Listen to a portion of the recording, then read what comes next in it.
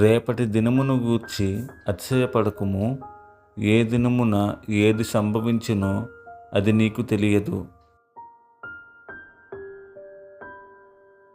నీ నోరు కాదు అన్యుడే, నీ పెదవులు కాదు పరులే నిన్ను పొగడదగును.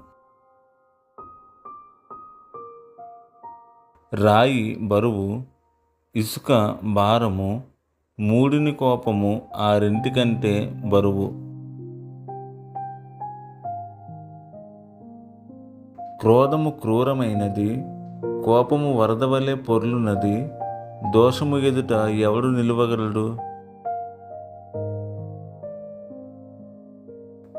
లోపల ప్రేమించుట కంటే బహిరంగముగా గద్దించుట మేలు.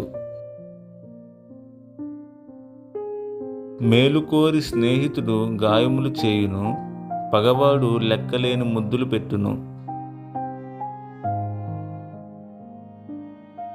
కడుపు నిండిన వాడు తేనెపట్టునైనను త్రొక్కివేయును, ఆకలిగొనిన వానికి చేదు వస్తువైనను తీయగా నుండును.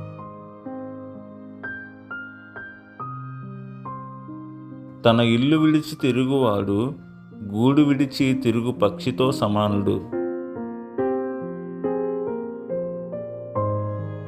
తైలమును అత్తరును హృదయమును సంతోషపరచినట్లు చెలికాని హృదయములో నుండి వచ్చు మధురమైన మాటలు హృదయమును సంతోషపరచును.